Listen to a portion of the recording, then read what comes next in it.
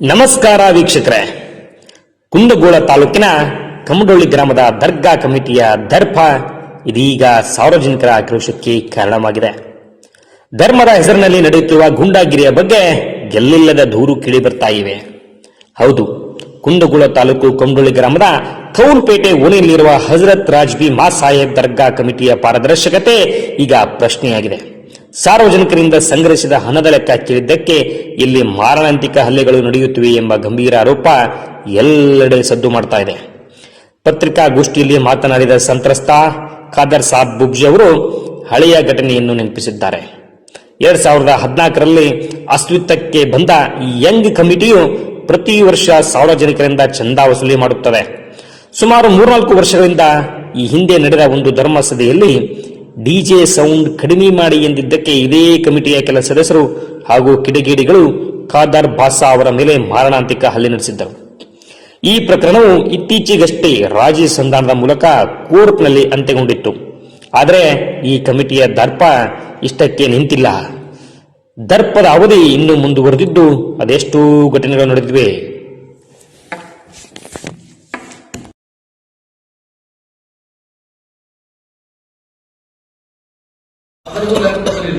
ಅದ್ರ ಲೆಕ್ಕಪತ್ರ ಯಾರು ಕೊಡ್ಬೇಕ? ಕಾರ್ಯದರ್ಶಿ ಕೊಡ್ಬೇಕ.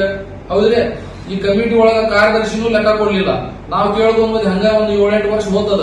ಹೋಗಿಂದ ಲಾಸ್ಟ್ ಏನಾದ, ಈಗ ವರ್ಷ 2 ಲಕ್ಷ ಅಂದ್ರ ಎಷ್ಟು ಹೋದ್ ಎಷ್ಟು ಉಳಿತ. ಹೊಳಿ ದರ್ಗಾನು ನಾವು ಕಟ್ಟಡ ನಿರ್ಮಾಣ ಮಾಡಿದ್ವಿ. ದರ್ಗಾ ಅಲ್ಲಿನೂ ಲಕ್ಷಾನುಗಟ್ಲೆ ನಾವು ಪಾವತಿ ಮಾಡ್ಕೊಂಡ್ವಿ, ಚಂದ ಮಾಡ್ಕೊಂಡ್ವಿ.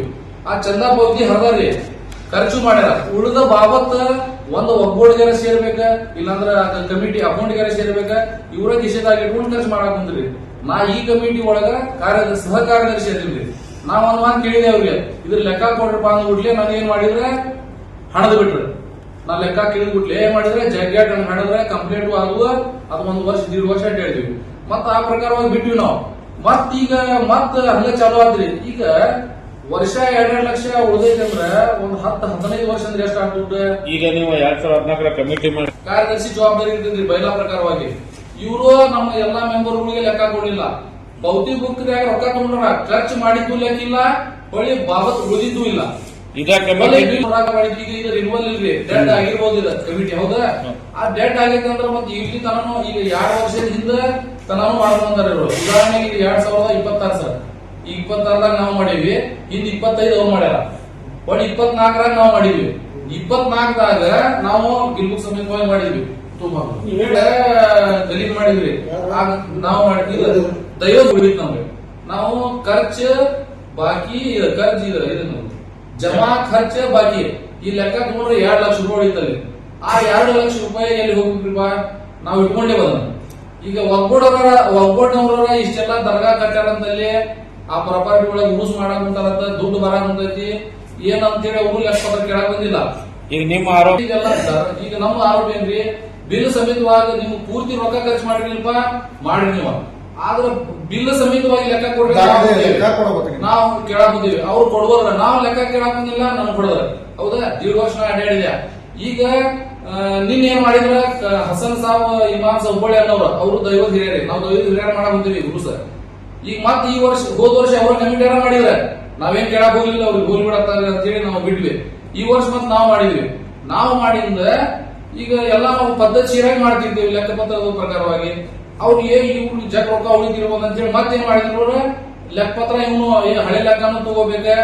ಈಗೆಲ್ಲ ಊರು ಚಲೋ ಆಗಕ್ ಊರಾಗ ರೊಕ್ಕ ಲೆಕ್ಕಪತ್ರ ಇಡಾಕ್ ಕುಂತಾರ ಇವ್ರು. ಇದು ಎಲ್ಲಿ ನಮ್ಗೆ ಅಸಹ್ಯ ಆಗ್ತಿದೆ ಅಂತ ಹೇಳಿ ಏನ್ ಮಾಡಿದ್ರೆ ಹಸನ್ ಸಾಬ್ ಇಮಾಮ್ ಹುಬ್ಬಳ್ಳಿ ಅನ್ನೋಂಗ ಮನಿ ಹೊತ್ತು ಹೊಡೆದು ಬಿಟ್ರು.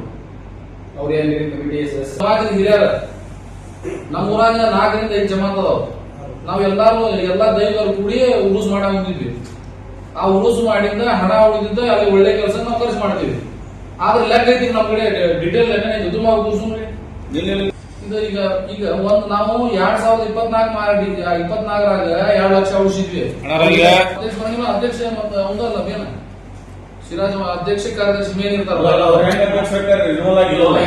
ಆ ಕಮಿಟಿ. ಮತ್ತು ಇಲ್ಲಿ ತನ ಅವ್ರ ಮಾಡ್ಕೊಂಡ್ ಬಂದಾರ. ನಿಮ್ಗೆ ಹೇಳ ಕೊಟ್ಟಾರ ಇವ್ರೆ, ದೇಖಭಾಲ್ ಮಾಡಕ್ ಕೊಟ್ಟಾರ್ರಿ. ಮತ್ತೆ ಒಗ್ಗೂರ್ ಮೇಲೆ ಒಗ್ಬೋರ್ಡ್ನವ್ರು ನೀವು ಇಲ್ಲಿ ಬಂದು ಯಾಕೆ ತಹಕೀಕಾತ್ ಹೋಗಲ್ರಿ? ನೀವು ವಾಕ್ಫೋರ್ಡ್ಗೆ ಮನವಿ ಕೊಡ್ತಾ ಕಟ್ಟೇವಿ, ಇದು ಸರ್ಕಾರದ ಪ್ರಾಪರ್ಟಿ. ನನ್ನ ವಿಚಾರದೊಳಗೆ ಸರ ನನ್ ಕೇಳಿ ದರ್ಗಾ ಐತಿ, ಅದ್ರ ದೇಣಿಗೆ ಏನ್ ಬರಾಕ್ ಕುಂತೈತಿ, ಏನ್ ಅಟ್ಯಾಕ್ ಮಾಡಿದ್ರ ನನಗೆ ನೋವು ಆಗಿತ್ತ, ನಾ ಕಂಪ್ಲೇಂಟ್ ಮಾಡಿದ್ದೆ. ಇದ್ರಾಗ ಇರ್ತಕ್ಕಂಥ ಮೆಂಬರ್ಗಳು ಅದಾರ, ಇನ್ನು ಕೆಲವೊಂದಿಷ್ಟು ಮಂದಿನೂ ಅದಾರ. ಒಳ್ಳೆ ಈಗ ಮತ್ ನಾವು ದೈವದವ್ರು ಕೂಡ್ಕೊಂಡು ಮಾಡೇವಿ. ಈಗ ಮತ್ ನಮ್ಮ ದೋಸ್ತ್ ಹೊಡೆದಾರ, ಯಾರ ಹಿರಿಯಾಗ ಹಸನ್ ಸಾಬ್ ಇಮಾಮ್ ಸಾಬ್ ಹುಬ್ಬಳ್ಳಿ ಅಂತೇಳಿ, ಇವನು ನಮ್ಮ ಜಮಾತಿನೊಳಗ ಅದಾರ. ಇದು ಲೆಕ್ಕ ಪತ್ರ ನಾವು ಕರೆಕ್ಟ್ ಇಟ್ಟಿದ ಸಂಬಂಧ ಇದು ಸಂಕಟ ಬಿದ್ದೀವ್ರು ಏನ್ ಮಾಡಾಕ ತಮ್ದು ಲೆಕ್ಕನ ತಾವು ಕೊಟ್ಟಿಲ್ಲ ಅವ್ರು.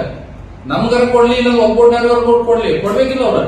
ಈಗ ಇದನ್ನ ಈಗ ಹಸನ್ ಸಾಬ್ ಇಮಾಮ್ ಸಾಬ್ ಹುಬ್ಬಳ್ಳಿ ಅವ್ರು ಹೊಡೆದಾರ, ಈಗ ಮತ್ತೆ ನಮ್ಗೆ ಟಾರ್ಗೆಟ್ ಇಟ್ಟಾರ ಅವ್ರು.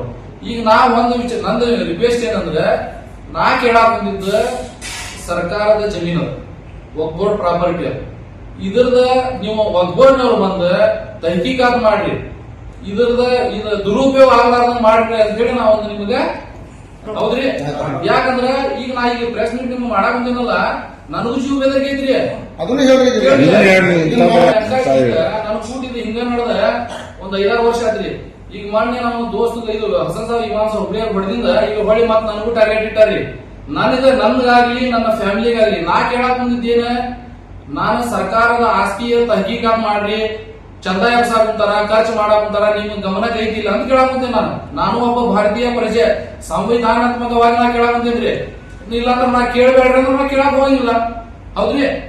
ಈಗ ನಾ ಕೇಳೋ ಹಕ್ಕೈತಿ ಇಲ್ಲ ಅಂತ ನೀವು ಮಾಡೋದಾರ. ಈಗ ಅಚಾನಕ್ ಆಗಿ ನನ್ನ ಜೀವ ಹೋಗ್ಲಿ, ಅಚಾನಕ್ ನನ್ಗೆ ಎಲ್ಲಾರ ಏನಾರ ಆದ್ರೂ ಇವರ ಸಂಬಂಧ ನನಗೆ ನನ್ನ ಜೀವಕ್ಕೆ ನನಗೆ ಜೀವ ಬದಲಾಗಿ. ಈಗ ಹಸನ್ ಸಾಬ್ ಕೊಡ್ತಾರ, ಮುಂದೆ ಮತ್ತೆ ಖಾದರ್ ಸಾಬ್ ಮುಗಿಸಿಬಿಡುದು ಅನ್ನುವಂತ ಲೆಕ್ಕ ಇಟ್ಟಾರ ಅವರು. ಅದಕ್ಕಾಗಿ ವಕ್ಫ್ ಬೋರ್ಡ್ ಅವರು ಈ ಸಮಂಜಸವಾಗಿ ನಮ್ಮ ಊರಾಗ ಎಷ್ಟು ಪ್ರಾಪರ್ಟಿ ಅದಾವ ಅದ್ರ ಕರೆಕ್ಟ್ ಆಗಿ ಇದಾಗಾಕ್ ಕುಂತೈತಿಲ್ಲ. ಅವ್ರು ಕರೆಕ್ಟ್ ಆಗಿ ತಹಕೀಕ್ ಮಾಡಿ ಅಲ್ಲಿ ದುಡ್ಡು ನಮ್ಗೆ ಜಮಾ ಆಗಾಕ್ ಕುಂತೈತಿಲ್ಲ ಅಂತೇಳಿ ಎಲ್ಲಾ ತಹಕೀಕಾತ್ ಮಾಡಿ ಗಮನಕ್ಕ ಇದು ಕಮ್ದೂಳಿ ಪ್ರಾಪರ್ಟಿ, ಇದು ಕಮ್ದೂಳಿ ಸಮಾಜದವರೆಗೂ ಇದು ಗಮನಕ್ಕೆ ತಗೊಂಬರಿ ಅಂತ ಹೇಳ್ತೇವೆ ನಾವು. ಎಸ್ ವೀಕ್ಷಕರೇ, ಈಗಾಗಲೇ ನಾವು ಕುಂದಗೋಳ ತಾಲೂಕು ಕೊಂಡೋಳಿ ಗ್ರಾಮದ ಹಜರತ್ ರಾಜ್ವಿ ಮಾ ಸಾಹೇಬ್ ದರ್ಗಾ ಕಮಿಟಿಯ ಪಾರದರ್ಶಕತೆ ಬಗ್ಗೆ ಬಂದಂತಹ ಪ್ರಶ್ನೆ ಬಗ್ಗೆ ಹೇಳಿದ್ವಿ. ಇದೀಗ ಅದರ ಭಾಗ ಮತ್ತೊಂದು ಹೇಳ್ತಾ ಇದ್ದೀವಿ. ಹಳೆಯ ಪ್ರಕರಣ ಮುಗಿದ ಬೆನ್ನಲ್ಲೇ ಈಗ ಮತ್ತೊಂದು ಘಟನೆ ಇತ್ತೀಚೆಗೆ ಸಂಭವಿಸಿಬಿಟ್ಟಿದೆ. ಕಳೆದ ಫೆಬ್ರವರಿ 22ರಂದು ಜಮಾತಿನ ಹಿರಿಯರಾದ ಹಸನ್ ಸಾಬ್ ಹುಬ್ಬಳ್ಳಿ ಅವರು ದರ್ಗಾದ ಲೆಕ್ಕಪತ್ರಗಳ ಬಗ್ಗೆ ಚರ್ಚಿಸಲು ಹೋದಾಗ ಕಮಿಟಿಯ ಸದಸ್ಯರು ಹಾಗೂ ಕಿಡಿಗೇಡಿಗಳು ಅವರ ಮನೆಗೆ ನುಗ್ಗಿ ಭೀಕರವಾಗಿ ಹಲ್ಲೆ ನಡೆಸಿದ್ದಾರೆ. ಸದ್ಯ ಹಸನ್ ಸಾಬ್ ಆಸ್ಪತ್ರೆಯಲ್ಲಿ ಸಾವು ಬದುಕಿನ ಮಧ್ಯೆ ಹೋರಾಟ ನಡೆಸಿದ್ರೆ, ಈ ಸಂಬಂಧ ಕುಂದಗೋಳ ಪೊಲೀಸ್ ಠಾಣೆಯಲ್ಲಿ ಕಮಿಟಿಯ 14 ಸದಸ್ಯರ ವಿರುದ್ಧ ಈಗಾಗಲೇ ಎಫ್ಐಆರ್ ದಾಖಲಾಗಿದೆ. ಖಾದರ್ ಸಾಬ್ ಅವರು ಕಣ್ಣೀರು ಹಾಕುತ್ತಾ ಮಾಧ್ಯಮಗೋಷ್ಠಿ ನಡೆಸಿ, ನನಗೆ ಜೀವ ಬೆದರಿಕೆ ಹಾಕ್ತಾ ಇದ್ದಾರೆ, ಲೆಕ್ಕಕ್ಕೆ ಇದ್ರೆ ಜೀವ ಸಹಿತ ಬಿಡುವುದಿಲ್ಲ ಅಂತ ಇದ್ದಾರೆ.